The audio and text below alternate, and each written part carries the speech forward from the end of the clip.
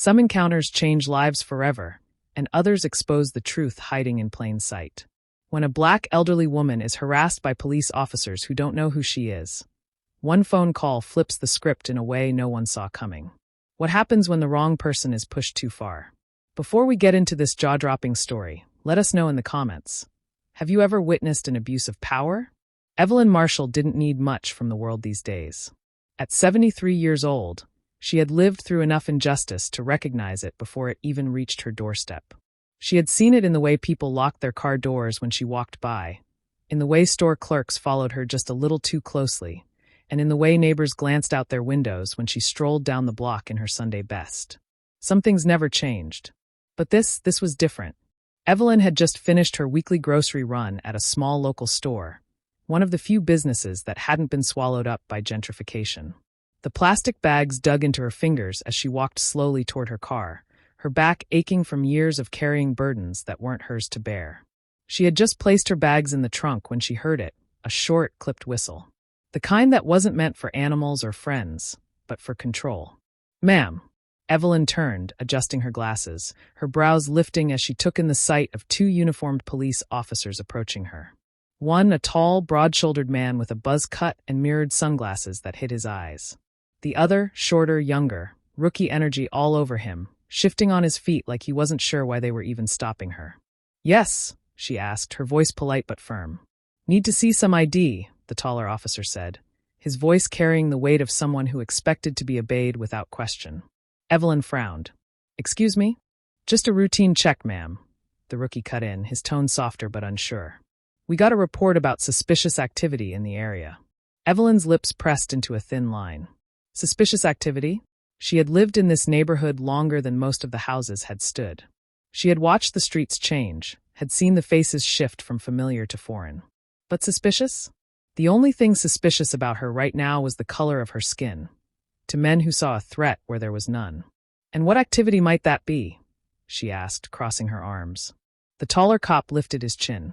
"Just show us some ID, and we'll be on our way." A flicker of heat stirred in her chest, a familiar anger she had spent years taming. She had heard these words before. She had heard them when she was 16 and walking home from church, when officers claimed she matched the description. She had heard them when she was 35 and pulled over for a broken taillight that wasn't broken. She had heard them all her life. Evelyn sighed, shaking her head. "I'm just an old woman trying to get home with my groceries. You see my car. You see my bags. What exactly do you think I've done?" The taller officer smirked, leaning slightly toward her. "Just following procedures, ma'am." Evelyn's fingers twitched at her sides. "Procedures for what?" "Existing. Ma'am, we're going to need you to cooperate. And I need you to tell me what crime I've committed." That did it. The taller cop stiffened, and for the first time, the rookie looked uncomfortable. Maybe he was starting to realize this wasn't routine at all. Maybe he was questioning why they were harassing a grandmother in a flowered blouse with aching knees and a tired soul. But the taller officer? He had already made up his mind.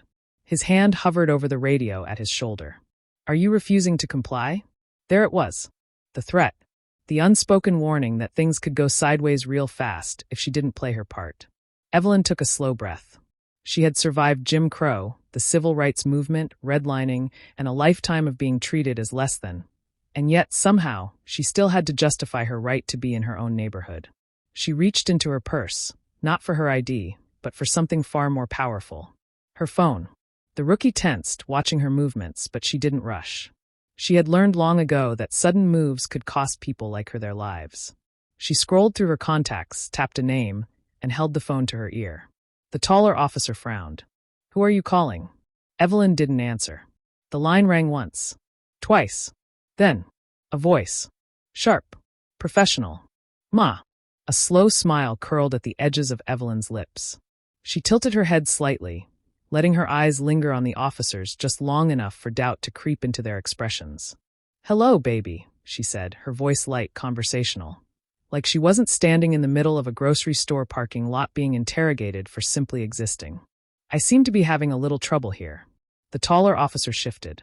"Ma'am, we..." Evelyn held up a finger, silencing him. "MHM," she continued into the phone.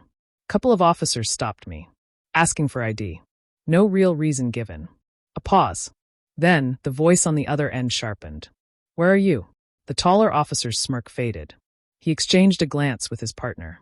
The rookie's face had gone pale. Evelyn turned, giving them both a slow, measured look. Oh, just outside Thompson's Market. Silence.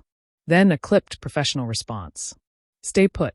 Evelyn smiled, slipping her phone back into her purse. Oh, I will. The taller officer's confidence wavered for the first time. Who was that? Evelyn adjusted the strap on her purse, taking her time before answering.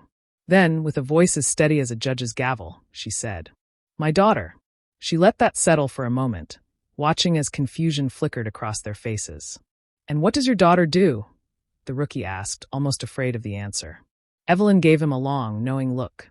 She's the United States Attorney General. The words hit the officers like a hammer. The taller one stiffened, his lips parting slightly, like he had just realized he'd stepped off a cliff. The rookie swallowed hard, his throat bobbing. Evelyn? She just adjusted her glasses and smiled. Now, officers, she said, her voice cool, controlled. Would you like to see my ID, or would you rather wait for my daughter to arrive? For the first time that day, neither officer had a thing to say. The silence between Evelyn and the officers stretched uncomfortably. The tall ER cop, whose face had been set in stone just moments ago, now seemed to be calculating. The rookie shifted uneasily, his fingers twitching at his sides like he wasn't sure if he should stand firm or back away completely. Evelyn, on the other hand, was perfectly still. Not afraid. Not panicked. Just watching. Ma'am, the taller officer started, clearing his throat. We're just doing our job. Evelyn raised an eyebrow. Oh, and what job is that exactly? The officer squared his shoulders again, as if trying to reclaim whatever authority had just slipped from his grasp. Making sure everything checks out. Evelyn let out a quiet chuckle, one that wasn't amused but full of understanding. The kind of laugh that said, I've seen this before. I've seen you before. Well, she said, adjusting the strap of her purse. I suppose we'll see if everything checks out when my daughter gets here. A muscle ticked in the taller officer's jaw. The rookie's eyes darted around like he wanted to find an escape hatch in the pavement. You don't have to call anyone, the taller cop said, his tone shifting from hard authority to something just a little too forced, like he was trying to smooth over a situation he'd only just realized was spiraling. I already did. Evelyn didn't raise her voice. She didn't have to. The power of her words alone sent a ripple through the air, making the officer stand a little straighter, a little more uncertain. The taller officer licked his lips. Ma'am, look, we weren't. You were, Evelyn cut in, her voice calm but firm. And you still are. A few feet away, a small crowd had started to gather. The grocery store had always been a place where neighbors ran into one another, where conversations stretched out longer than they should. But now the energy was different. People had stopped pushing their carts. An older black man in a plaid button-up stood with his arms crossed, watching. A young mother held her child's hand tightly, shaking her head. A cashier in an apron peered from behind the glass doors. The officers noticed too. The rookie took a half-step back, suddenly hyper-aware of how many eyes were now fixed on them. The taller officer, though, wasn't ready to back down completely, not yet. He turned toward the growing crowd, offering them a tight, almost rehearsed smile. Folks, there's nothing to see here. Please go about your day. Nobody moved. Nobody spoke. The weight of the moment hung over them like the pressure in the air before a storm. Then, the sound of a car approaching fast. The sleek black sedan pulled up so quickly it was almost as if it had materialized out of thin air. It stopped just a few feet away from where they stood, the hum of the engine slicing through the tension. And when the door opened, stepping out was a woman who commanded the street without even trying. Tall, poised, dressed in a dark navy suit. Her presence swallowed the scene whole. She didn't need to raise her voice, didn't need to adjust her stance. The moment she shut the car door, she owned every second of what happened next. Her eyes, sharp, piercing, the same deep brown as Evelyn's, locked onto the officers. Which one of you put your hands on my mother? Her voice was the kind that made rooms go quiet, that made powerful men shift uncomfortably in their seats, that carried weight and history and a promise that if there was injustice, it would be answered for. The taller officer's confidence, already cracking, shattered completely. No one put their hands on her, he said quickly, stepping back, his posture a stark contrast to the authority he tried to wield just moments ago. Good. The woman took a step closer. Because if you had, we'd be having a very different conversation right now. The rookie took another step back, barely breathing. The taller officer, though, he was still trying. "Look," he started, his voice losing its edge. We didn't know who she was. Evelyn's daughter, United States Attorney General Vanessa Marshall, tilted her head slightly. Her expression didn't change, but the shift in her body language said enough. "I'm sorry, what?" The officer swallowed. "We didn't know."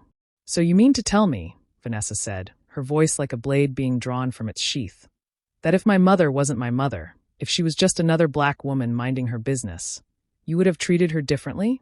Is that what you're telling me?" The officer opened his mouth. Closed it. He had nowhere to go. Vanessa didn't wait for him to answer. She turned slightly, scanning the small crowd of people still watching. "How many of you know my mother?" she asked, her voice reaching everyone without effort. A chorus of voices responded almost immediately. "She's been here longer than anybody. She taught at the elementary school for decades. Everybody knows Miss Evelyn. She watched my kids when I had to work late." Vanessa turned back to the officers. "These people, they knew who she was. And yet you didn't.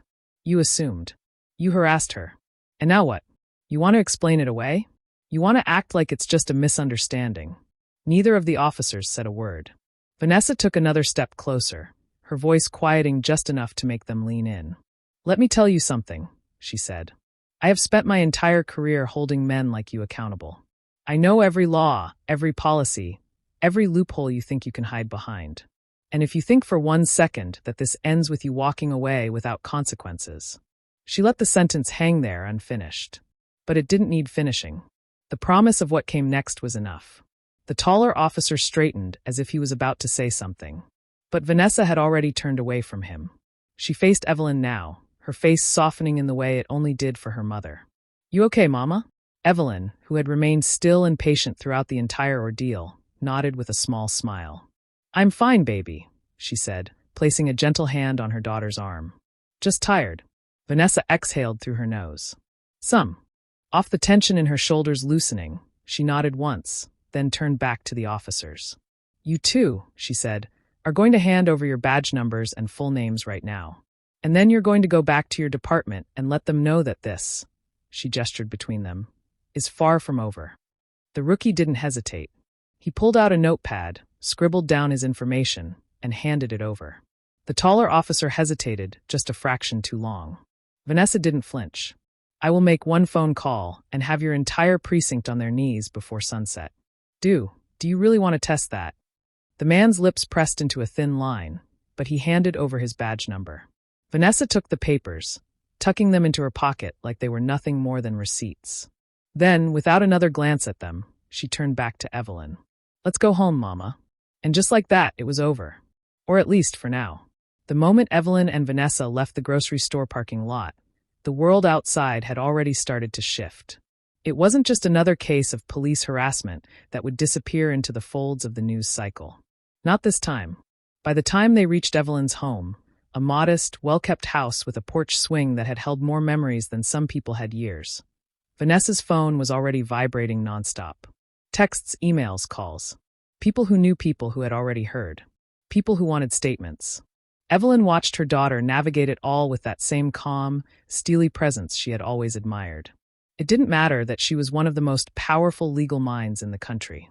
To Evelyn, she was still the little girl who used to sit cross-legged on the floor, highlighting passages in law books too heavy for her tiny hands. Vanessa finally let out a breath and placed her phone face down on the table. "Well," she said, rubbing her temple, "I hope those officers enjoy the next few hours, because they have no idea what's coming."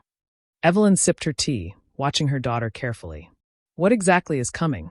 Vanessa's lips pressed into a thin line, the kind of expression that usually preceded a courtroom dismantling of an entire case. "Accountability." Evelyn exhaled slowly, setting her mug down. "And what does accountability look like this time?" Vanessa leaned forward, her elbows resting on the table. "Internal Affairs is already on it. The precinct is under review. Body cam footage will be released by tomorrow morning." Evelyn shook her head, a sad smile touching her lips. "Body cam footage," she echoed. "That's what it takes now. Proof." Vanessa's jaw tightened. "It shouldn't." "No," Evelyn agreed. "It shouldn't." They sat in silence for a moment, the weight of history pressing down between them. Evelyn had lived through too much to be naive.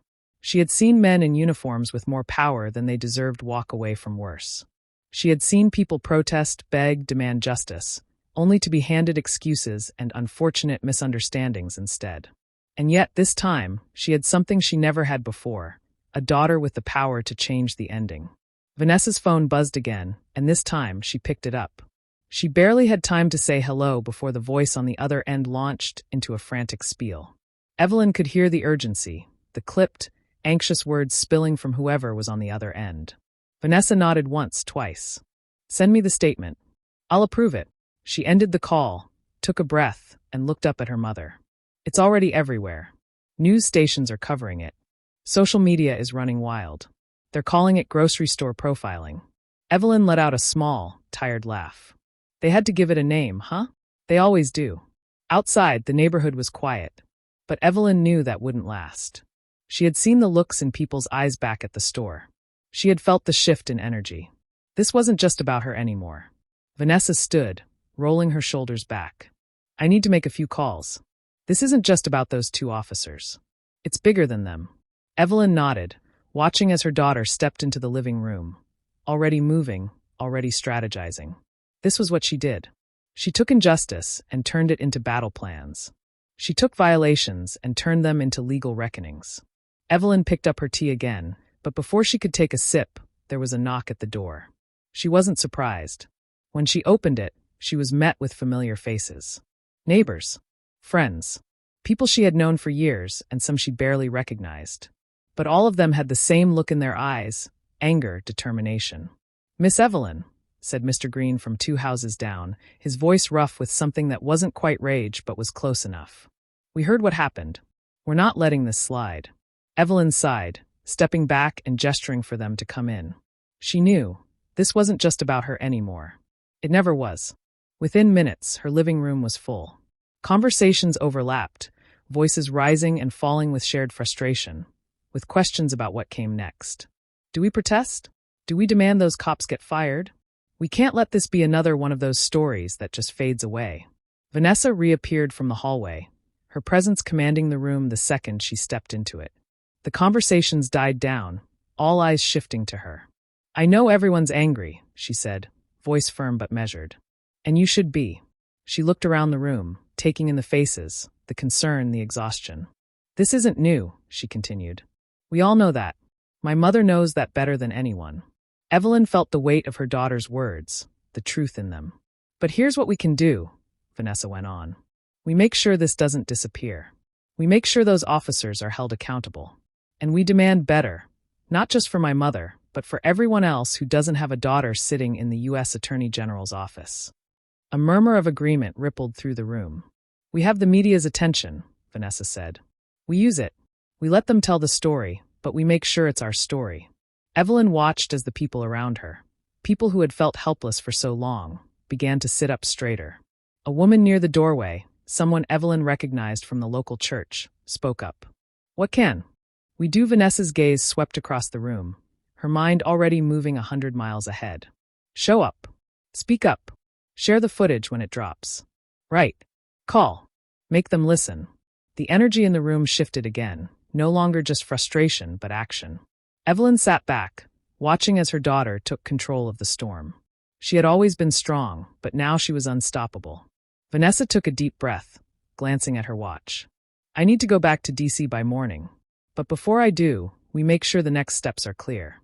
Evelyn smiled softly, proud even through the exhaustion. The battle had begun, and for once, the ending wouldn't be written by the same hands that had always held the pen. The next morning, the city was awake before the sun. The story had exploded overnight, traveling from social media to national news in the blink of an eye. The video from the grocery store, recorded by a bystander who had quietly captured the entire exchange, had gone viral. The footage showed everything. The way the officers had approached Evelyn without cause. The way their tones had shifted once she made that call. The way their postures stiffened when Vanessa arrived. Her presence alone enough to unravel their confidence. And now there was no stopping it. By mid-morning, news vans lined the street outside Evelyn's home. Reporters huddled on the sidewalk, microphones in hand, waiting. They weren't alone. The community had shown up too. People stood in groups, holding signs, speaking in low voices. They weren't protesting. Not yet, but they were there to make it clear this wasn't just another headline. Inside, Evelyn sat at her kitchen table, watching as Vanessa moved through the room like a strategist preparing for battle. Calls were made. Emails were sent. Statements were drafted. Vanessa had done this before, but never like this. Never for her own mother. Evelyn reached for her daughter's wrist, stilling her movement. "Vanessa." Her voice was calm, the kind that had always been able to steady her daughter, even when she was a little girl pacing before a spelling bee. Vanessa finally exhaled, setting her phone down. "I know, Mama. I need to slow down." Evelyn chuckled, shaking her head. "You don't know how." Vanessa smirked but said nothing. She knew her mother was right. A knock at the door sent a ripple through the house. Evelyn and Vanessa exchanged a glance before Vanessa moved to answer it. The moment she opened the door, the man on the other side took a careful step back, hands clasped in front of him. "Attorney General Marshall," he greeted. His badge was clipped to his belt. His suit was crisp. His expression unreadable. Evelyn recognized the look instantly. A man sent to control a situation he no longer had a handle on. Vanessa nodded once. "Chief Reynolds." The police chief cleared his throat. "May I come in?" Vanessa glanced past him, noting the two officers standing at the curb, eyes lowered, hands resting near their belts. Then she stepped aside. Evelyn didn't stand, didn't move. She simply watched as Chief Reynolds entered, his eyes flickering briefly to her before settling back on Vanessa. "Let's get to it," Vanessa said, folding her arms. The chief hesitated before pulling out a chair across from Evelyn. "I want to personally apologize for what happened yesterday." Evelyn tilted her head slightly. "What exactly are you apologizing for?" The chief blinked. "For the way my officers treated you." Evelyn nodded slowly. "And how exactly do you think they treated me?" There it was, the weight of accountability hanging in the air between them. The chief shifted in his seat, clearing his throat again. "I reviewed the footage," he admitted. "It was unacceptable." Evelyn stared at him, unmoving. Vanessa leaned against the counter, arms still crossed. "Unacceptable," Vanessa repeated, her tone unreadable. "That's the word we're going with?" The chief's jaw tightened, but he nodded. "Yes. And I want you to know we're taking action. The officers involved have been placed on administrative leave pending a full investigation." Vanessa's lips parted slightly, the faintest trace of amusement flickering in her eyes. "Leave," she echoed. "Paid, I assume?" The chief hesitated. "For now, yes." Vanessa let out a quiet laugh, shaking her head. "Chief, let's not play this game. We both know how this works. Leave means nothing. It's a pause button, not a consequence." The chief sighed, rubbing his temples. "What would you like to see happen?" Vanessa straightened her stance, shifting from casual to commanding in an instant. "Termination." The chief's eyes flickered with something unreadable. That's the bare minimum," Vanessa interrupted. "Your officers profiled my mother. They harassed her. They would have escalated if she had reacted the way so many others do. If she had been afraid instead of composed. We both know that." Evelyn watched as the chief took a slow breath, the weight of Vanessa's words settling in his chest. "I understand," he said finally. "And I'll take that into serious consideration." Vanessa's jaw clenched. "That's not enough." The chief met her gaze. "Then what do you suggest?" Vanessa didn't hesitate. "A public statement. Full transparency. The release of body cam footage, uncut. And I want those officers to answer for their actions." The chief nodded slowly, as if turning the request over in his mind. Then finally he exhaled. "I can do that." Vanessa didn't look relieved. "Not yet. And the officers?" The chief hesitated. "They'll be dealt with." "That's not an answer." The chief held her gaze. Then, after a long pause, he nodded once. "They won't be back." Vanessa studied him for a moment, as if gauging his sincerity. Then she nodded. "Good." The chief turned to Evelyn, his expression softer now. "Mrs. Marshall, I truly am sorry." Evelyn finally spoke, her voice even. "I've heard that before." The chief swallowed. "I know." Evelyn studied him for a moment longer, then gave the smallest nod. The conversation was over. The chief stood, adjusting his suit before offering Vanessa one last nod. "You'll have my statement by the end of the day." Vanessa stepped aside, allowing him to leave. The moment the door shut, the weight of the room shifted. The tension didn't disappear, but it loosened. Vanessa turned back to her mother. "Well," Evelyn took a slow sip of her tea before answering. "We'll see." Vanessa let out a small laugh, shaking her head. "You're impossible." Evelyn smiled. And you're relentless. Outside, the world was still waiting. The cameras, the community, the eyes of everyone who had ever been stopped, questioned, doubted just for existing. This wasn't over, not by a long shot. But for once, Evelyn didn't feel powerless. For once, she wasn't just another name and another story with the same ending. This time, the ending was still being written.